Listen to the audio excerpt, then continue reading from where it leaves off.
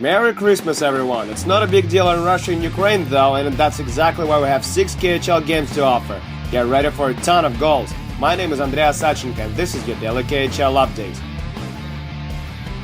We're gonna start this one off in Moscow, where Red Army meets Vitebsk, and Maxim Afinogenov outsmarted Nikita Zaitsev tonight. Midway point of the opening frame, Ilya Zubov wins the faceoff clearly to Denis Denisov, and a split second after it's in the net. 1-0 Red Army as Denisov scores his third with his blast. Last seconds of the period now, Gleb Klemenko carries the puck behind the net. Fizai rides Zyazov in front, and he ties it up. Zyazov scores his third career KHL goal, and it's going to be 1-1 after 20. Early in the second now, and guess who this guy is? This one-man army is none other but Alexander Radulov scored another beauty on Vitebsk. He already scored a highlight reel goal on them back in October, and he puts another one in the basket for the red and blue. And here's another beauty for you. Nikolai Prokhorkin gets the puck on the right wing, digs through the legs of Igor Golovkov and scores! That's just filthy. Prokhorkin scores his 16th of the year. Will we see him in Sochi? He's certainly done everything he possibly could for it. Third period now, and there's Prokhorkin again with the puck. He shields it, feeds Stanislav Yegorshev for a clear pass to the net, and he scores his first of the season. What a play by Prokhorkin. Another 2.9 for him, and it's 4-1 Red Army. A few minutes later, Sergei Rozin cuffs up the puck in the slot, and he will get no mercy from Roman Lyubimov. He scores his second of the season and second on Vitesse as well. He certainly likes playing against them. 5-1 Red Army. Dinar Hafizulin scores late in the third to sweeten the pill for Vitesse, but it's still a hard one to swallow. 5-2 Red Army final.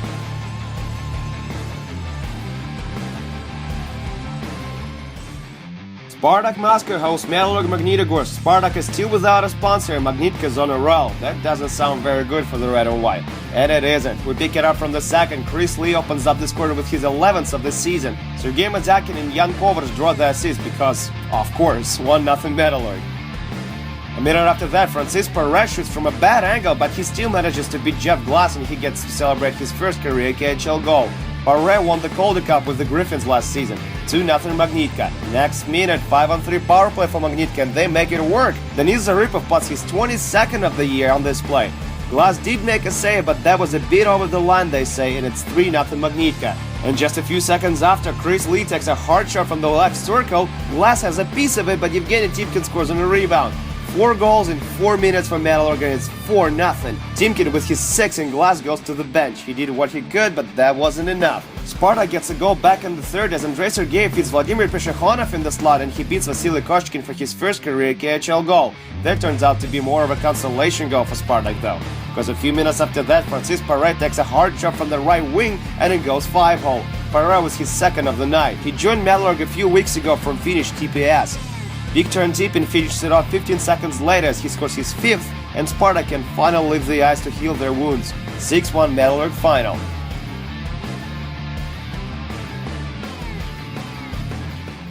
Evgeny Kuznetsov will play against a lot of his former teammates, including Evgeny Dodonov as Tractor visits Donbass. And Kuznetsov gets into trouble early in the first as he collides with Petri Virtanen in his own end, and he can't get up. Kuznetsov injured his knee in this collision, and he was limited to just 4 shifts in the game. It's like he's cursed this season. That's his 3rd injury already. Aside from that, everything works for Tractor in the first though. Andrei Kostitsyn opens up the scoring on a power play midway through the period. Petr Kontiolov is the assist, and Kostitsyn puts his 9th. Late in the period, Semyon Kokuyov makes it 2-0 Tractors. He sends in his 5th from one knee, flashes shot and a neat goal. Donbass trails by 2 after the first 20. Third period now, Stanislav Chisov battles along the boards, keeps the puck, is about to start the rush, but Maxim Yakutsev strips him of it and gets a goal back for Donbass. That's his 12th of the year. Late in the period, Donbass on a power play. Jan Kollars takes a hard shot from the high slot. It hits Oleg Piganovic in front, and we got a tie game. Piganovic is credited with the goal. Both him and Ikotseny used to play for Tractor. 2-2 now. It goes to a shootout, and Donbass's top scorer Lukasz Kashper is the only one who manages to score there. Ukrainian team comes back from a 2-goal deficit and gets 2 points on home ice. Tractor loses the game, and Evgeny Kuznetsov again.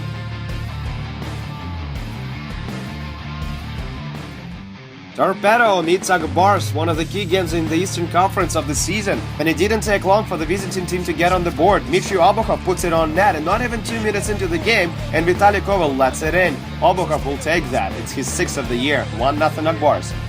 Wojtek Wolski ties this game up midway through the period as he finishes a neat passing play with a great move in tight. Wolski puts his 11th and it's 1-1.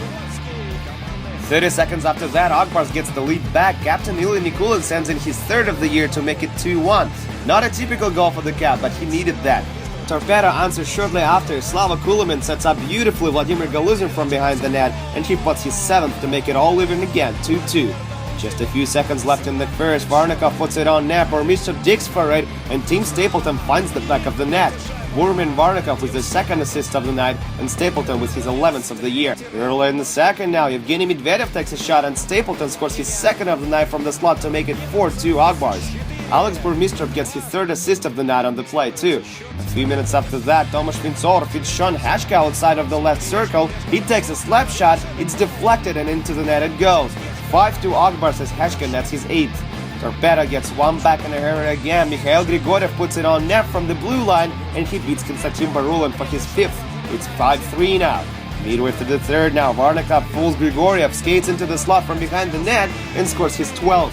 His second-generation legend in this town, as his father used to stop for Torpedo as well, and he picks up his 3rd point on his former team. Heartbreaking for local fans, no doubt. Pavel Lukin scored off Wolski's assist, his 2nd of the year, late in the game to give us our final. 6-4 Akbars. Stapleton Burmistrov Varnikov line combines for 9 points.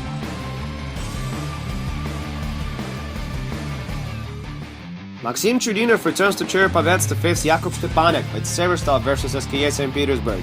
And it starts well for Severstal. Bogdan Kiselevich feeds Timo Lasso for a long shot, and he sends it in for his 3rd of the year. Nikolai Zherdev draws an assist on that one. 8 minutes later, home team gives up the puck in their own end. Evgeny Kadov has it, feeds Alex Kucherevenko, and that's way too easy for him.